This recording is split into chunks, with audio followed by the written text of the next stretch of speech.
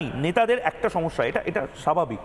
কেয়াদির সামনে যদি এরকম সাকার বাবার মতন 5 জন বাবা চলে আসেন, কেয়াদিরা কালকে ক্ষমতায় থাকলে কেয়াদিরা অটোমেটিক্যালি লাইসেন্সের ক্ষেত্রে কিছু শিথিলতা দেখাবেন, কারণ কি বাবা ঘাটাবো না, ওনার সাথে নিশ্চয়ই 1 লাখ 1.5 লাখ মানুষ রয়েছে।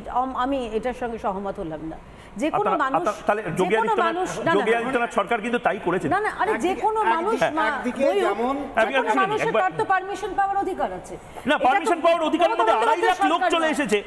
যোগী আদিত্যনাথ সরকারের ইউপির ইন্টেলিজেন্স আছে, ইউপি এটিএস আছে, এত কিছু আছে। তো 80,000-এর পারমিশন দেখিয়ে তারা 2.5 লক্ষ চোখে দেখা যাচ্ছিল, ওখানে পুলিশ না থাকাটাও, যাদের নাকি নিজস্ব বাহিনী থাকে ময়ূক 10,000। এক্স্যাক্টলি এই বাহিনীদের উপর পুরোটা ছেড়ে দাও।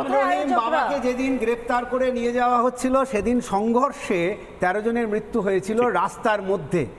এই যে বাবাগুলো, আমি খুব দায়িত্ব নিয়ে বলতে চাই, এই বাবাদের সঙ্গে ভারতীয় ধর্মের, ভারতীয় সংস্কৃতির কোনো সম্পর্ক নেই। এরা না মানে ভারতীয় ধর্ম, না মানে ভারতীয় সংস্কৃতি, এরা পাখণ্ডী, এরা ভণ্ড, এরা একটা নির্দিষ্ট গোষ্ঠী তৈরি করে এবং সেই গোষ্ঠীটার যাতে ভোট ব্যাংক নষ্ট না হয়, রাজনৈতিক দলগুলো সেটাকে কাজে লাগায়। এর ফলে সমগ্র ভারতবর্ষের ক্ষতি হচ্ছে।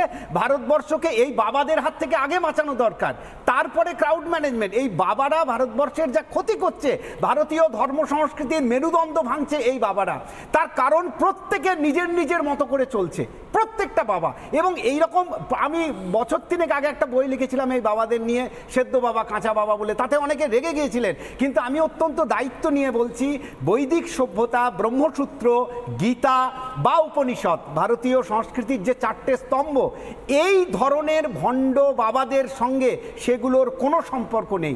এই বাবার সম্পর্কে যা খোঁজ খবর পাওয়া গেল, যেটুকু একই ধরনের রামরহিমের মতো, তিনি গ্রামগঞ্জ থেকে একটা শ্রেণীর মানুষকে, যেটাকে দলিত শ্রেণী বলা হয়, তাদের মধ্যে প্রভাব বিস্তার করতেন।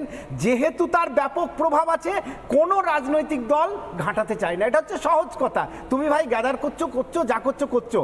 যোগী আদিত্যনাথ যেহেতু বুলডোজার বাবা নিয়ে পরিচিত, এই ভারতবর্ষের ধর্ম সংস্কৃতিকে যদি রক্ষা করতে হয়, আমরা চাইব যে যত দ্রুত সম্ভব ওর ওই যে 15 একর ওপরে আশ্রম, সেটা গুঁড়িয়ে দেওয়া হোক। কেন হবে না? তিনি তো বুলডোজার বাবা নামে পরিচিত এবং যত রকমের দুষ্কর্ম সেটা ওই বাবার আশ্রমে হতো। তাহলে সেটাকে কেন গুঁড়িয়ে দেওয়া হবে না যত দ্রুত সম্ভব? তাকে এখনো কেন ধরা গেল না? এবং ভারতীয় ধর্ম, ভারতীয় পরম্পরা কে যদি এখনো রক্ষা করতে হয়, কারণ আমরা দেখছি এই মুহূর্তে গোটা পৃথিবীতে কিন্তু ভারতীয় সংস্কৃতি, ভারতের জ্ঞান চর্চা, সেটা কিন্তু গ্রহণযোগ্য হচ্ছে। আরবে মন্দির তৈরি হচ্ছে, কাজাকিস্তানে একটা পুরো এলাকা তারা সনাতন সংস্কৃতিকে গ্রহণ করেছে, ইতালিতে একটা পুরো গ্রাম তৈরি হয়েছে যেখানে সনাতন সংস্কৃতিকে প্রতিষ্ঠা করা হয়েছে, তারা পারমিশন দিয়েছে ইতালির প্রধানমন্ত্রী মেলোনি, একটা পুরো গ্রাম এখন সনাতন সংস্কৃতি। তো সনাতন সংস্কৃতি যখন এগোচ্ছে, তখন ভারতবর্ষের এই ভণ্ড বাবাদেরকে থেকে আমরা কেন ব্যবস্থা নিতে পারবো না? এই ভণ্ড বাবাদের হাত থেকে আমরা কেন ভারতীয় ধর্মকে, ভারতের সনাতন সংস্কৃতিকে বাঁচাতে পারবো না? কিসের স্বার্থ? বারবার এই যে দেখুন যোগী আদিত্যনাথের সময় কি হলো ইত্যাদি, আমি বলছি কিছু জিনিসের রাজনীতি না করাই ভালো। তার কারণ হচ্ছে, আমি এই যে দেখুন ভালনারেবিলিটির জায়গাটা, এখানে হয়তো আপনারা সাময়িকভাবে বিশাল বড় ডিভিডেন্ড পেয়েছিলেন যে সাধু সন্ত তো মমতা বন্দ্যোপাধ্যায়ের বিরুদ্ধে কথা বলছে, এখানে পুলিশের কি দরকার? কিন্তু সেখানে যদি একটা স্ট্যাম্পেডের ঘটনা ঘটতো, সেখানে যদি একটা পদপৃষ্ট হওয়ার ঘটনা ঘটতো, সাধু সন্ত সমস্ত কিছু কিন্তু গুলিয়ে যেত এবং হয়তো দায়টা গিয়ে পড়তো রাজ্য সরকারের উপর। আসলে এই ক্যালাসনেসটা প্রত্যেকটা সরকারের, এবং এটাকে বন্ধ কবে করা যাবে? পদপৃষ্ট হয়ে নেতারা মারা যান না, I am sorry to say. আপনারা নিজেরাও বুঝতে পারছেন না কোন জিনিস নিয়ে খেলা করছেন। না ময়ূক, এটা তো বুঝতে হবে, এই যে আইনটা বলছিলে রিগার্ডিং দ্য স্ট্যাম্পেড বা ক্রাউড ম্যানেজমেন্ট, আইন এরকম মানে ব্ল্যাক এন্ড হোয়াইট যদি বলে সেইভাবে আইন নেই। আইন আছে কি নেই? ব্ল্যাক এন্ড হোয়াইট না, আমি বুঝি হয় জেলে যাবে, নয়তো জেলে যাবে। তাহলে তুমি যদি সেইভাবে বলো তাহলে আইনটা রয়েছে, তাহলে আইনটা প্রয়োগ কেন করা হচ্ছে? আইনটা রয়েছে, শোনো, আইন এবার বুঝতে হবে, আইনটা রয়েছে 5টা সুপ্রিম কোর্ট জাজমেন্টে, state versus Rahul Jain, supreme court guidelines on Kumbh Mela crowd management, Supreme Court guideline on Karnataka fire show, Bangalore, Supreme Court guideline on Sabarimala issues. এই 5টা জাজমেন্টে supreme court clearly lay down করে দিয়েছে যে ক্রাউড ম্যানেজমেন্টটা specially in case of religious সাইটসে কি করে করতে হবে। তার মূল দায় কার? মূল দায় law and order is a police, law and order is responsible, and police is under the state government. সেটা স্ট্যাম্পেড, তুমি যেটা দেখালে এই যে আমাদের কলকাতাতে সাধু সন্ত, স্ট্যাম্পেড হয়নি, ভগবানের কৃপায় বেঁচে গেছি, হলে পরে ভয়াবহ অবস্থা হতো। কিন্তু হাতরাসে আমরা দেখেছি এই জিনিসটা হয়েছে। Now someone has to take the blame. প্রথমত এই যে এফআইআরটা হয়েছে, এই এফআইআরটাতে সেই গভর্নমেন্টটার নাম নেই ফার্স্ট অফ অল। তো কে রেসপন্সিবিলিটি? পুলিশের তো ফার্স্ট দরকার ছিল ওর নামে এফআইআরটা করবে, যে তুমি 80,000-এর পারমিশন রয়েছে, তার থেকে 3 গুণ লোক বেশি এসছে, how did the police permit it? তার উপরে সুপ্রিম কোর্ট গাইডলাইন্সে ক্লিয়ারলি বলা আছে ক্রাউড ম্যানেজমেন্ট হলে পরে টেম্পোরারি মেকশিফট হসপিটালের অ্যারেঞ্জমেন্ট রাখতে হবে। হাতরাসে দেখেছি সেটাও ছিল না। আমাদের জানা দরকার যে এনি অ্যাক্সিডেন্ট বা স্ট্যাম্পেড কেসে গোল্ডেন আওয়ারটা খুব ইম্পর্টেন্ট। ওই গোল্ডেন আওয়ারটা কেউ পায়নি ওখানে, তার জন্য শিশুরা আর মহিলারা মারা গেছে। তো আলটিমেটলি আমাদের দেশে এখন যেটা হয়ে গেছে না, কেউ আর ব্লেমটা নিতে চায় না। Someone has to take the blame, the buck has to stop somewhere. কোনোখানে গিয়ে আটকে দিতে হবে ওটাকে, সে যে পলিটিক্যাল পার্টি হোক, যে কেউ হোক, but someone has to take the responsibility.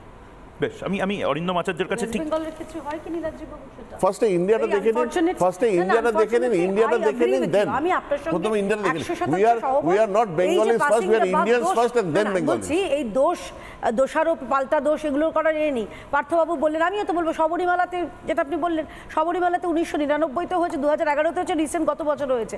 এই যে প্রতি মাঝে মধ্যেই শবরীমালাতে এরকম পদপিষ্টের ঘটনা ঘটে না, আমি বলিনি সেখানে তো আমরা দোষ। আমি বলছি যে এই ঘটনাগুলো হচ্ছে এবং তারও যে কাউন্টার, সেটা যদি প্রশাসনের গাফিলতি হয়ে থাকে, আমরা তো পালিয়ে যাচ্ছি না সেখান থেকে। আজকে মাননীয় উত্তরপ্রদেশের মুখ্যমন্ত্রী গেছেন, তিনি বলছেন কঠোর ব্যবস্থা হবে, এবং আমি নিশ্চিত যে হবে। তখন যখন বুলডোজার বাবা কাজ করবেন, তখন যেন আপনারা আবার ওই মানবিকতার, মানব ধর্মর যিনি প্রণেতা, তাকে নিয়ে আবার দয়া করে কুম্ভীরাশ্রু করবেন। অরিন্দম বাবু একই প্রশ্ন, সেই প্রশ্নটা হলো যে আমরা কবে সিরিয়াস হলো, আমাদের ক্রাউড ম্যানেজমেন্ট নিয়ে কবে সিরিয়াস হবো? পুলিশের ভূমিকা সর্বপ্রথম, মানে পুলিশ এত অসহায় হতে পারে না কোনো রাজ্যেই। পুলিশকে বলতে হবে যে বস এই জিনিসটা হবে না, করতে দেব না, আইন আছে, আইন মেনে চলো, তুমি যেই হও না কেন। আপনারা যে আলোচনা করে বললেন পুলিশের উপর সমস্ত দোষ, নিশ্চয়ই সৌভাগ্যবশত আমি গঙ্গাসাগর মেলা 3 বার খুব গুরুত্বপূর্ণ দায়িত্বে ছিলাম। আমি রাসমেলা কোচবিহারে যখন আলফারা অ্যাটাক করছে, সেই সময় আমি পুরো দায়িত্বে ছিলাম, under the guidance of SP and others. আর জয়দেবের মেলাও দেখে এসেছি। আপনারা যে বলছেন এই ভোলে বাবা, রাম রহিম, আশারাম, ধর্মের বেশে মোহ এসে যারে ধরে, অন্ধ সেজন মারে আর শুধু মরে। আজকে যে আপনারা বলছেন এই ভোলে বাবা, আপনারা যদি বলে থাকেন আজকে 115, 20, 22 জন মারা গেছে, এটা তো হঠাৎ নয়। কারণ আপনাকে ভাবতে হবে যে কুম্ভ মেলা পর্যন্ত, আজকে ভারতের সবচেয়ে বড় গুরুত্বপূর্ণ কুম্ভ মেলা কেন এই উত্তরপ্রদেশেই হয়। এক্সপিরিয়েন্স গ্যাদার করতে হয় ময়ূক বাবু। আমাদের এসপিদের দেখেছি গঙ্গাসাগরে এত বড় 12 লক্ষ মানুষ হয়েছে। তার আগে আমি যখন 2011-12-তে একটা গুরুত্বপূর্ণ দায়িত্ব ছিলাম, বাস স্ট্যান্ড থেকে একদম সি বিচ পর্যন্ত, কি অক্লান্ত পরিশ্রম করতে হয়েছে শুধু পুলিশ, রামকৃষ্ণ মিশন, ভারত সেবাশ্রম সংঘের কিছু এনজিও, তারা কি করে সুন্দরভাবে লিয়াজো করে কাজ করেছে, তার জন্য অক্লান্ত পরিশ্রম করতে হয়, ব্লু প্রিন্ট তৈরি করতে হয়। আমি আপনাকে আজকে বলছি যে এই যে ব্লু প্রিন্টটা তৈরি করে ময়ূকবাবু, আমাদের এসপিদের দেখেছি 16 ঘন্টা কাজ করে, আর আমরা 22 ঘন্টা কাজ করি। কিসের স্নান, কিসের খাওয়া?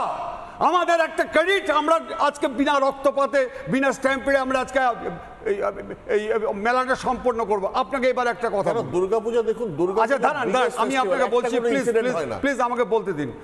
দেখুন, এক্সপেরিয়েন্স থেকে 2007 সালে আমাদের গঙ্গাসাগরে মৃত্যু হয়েছিল 7 জনের, 2010-এ শুনে রাখুন, তার মধ্যে 6 জন মেয়ে, একটি শিশু। 2017 সালে আজকে 5 জনের মৃত্যু হয়েছিল পদপৃষ্ঠ হয়ে, কোথায়? গঙ্গাসাগরে। এবার আপনি আমাকে বলুন experience, I am giving an example. এবার যে মক্কাতে আমরা জানি যে আজকে 51.8 ডিগ্রি সেলসিয়াস ছিল, তার মধ্যে প্রচণ্ড গরমে 550 জন মারা গেছে। কিন্তু এটা যে আজকে যে প্রিভেনশন করবে, সেই প্রিভেনশনে করার জন্য তো অনেক কিছু পন্থা রয়েছে, আপনারা কখনো স্বীকার করব না। আজকে উত্তরপ্রদেশে যা হয়েছে তীব্র প্রতিবাদ করি, তার জন্য আজকে অ্যাডমিনিস্ট্রেটিভ পয়েন্ট অফ ভিউ থেকে দেখুন একটা জিনিস, ব্যারিকেড, ফেন্সিং, এবং আপনাকে ডিজাস্টার ম্যানেজমেন্টের উপরে থাকলে হবে না। আপনারা যখন এয়ারপোর্টে যান দেখেছেন জিগজ্যাগ হইতে, আমাদের কি সুন্দর সিস্টেম ছিল যে আজকে 10 লক্ষ মানুষ আসছে, 500 লোকের বেশি ঢুকতে পারবে না, কোনোভাবেই আমরা অ্যালাউ করবো না।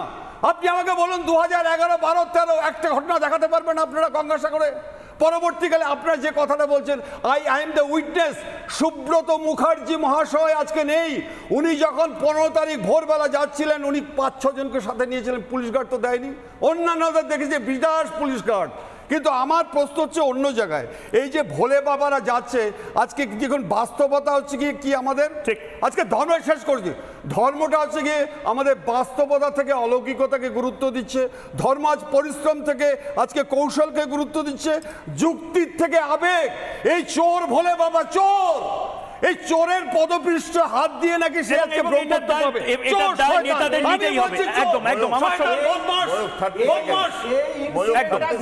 ওই বাবার পায়ের নিয়ে ব্রহ্মত্ব করবে। থেকে অজ্ঞতা যেটা হওয়া দরকার, পুলিশের কাছে একটা এসওপি থাকে।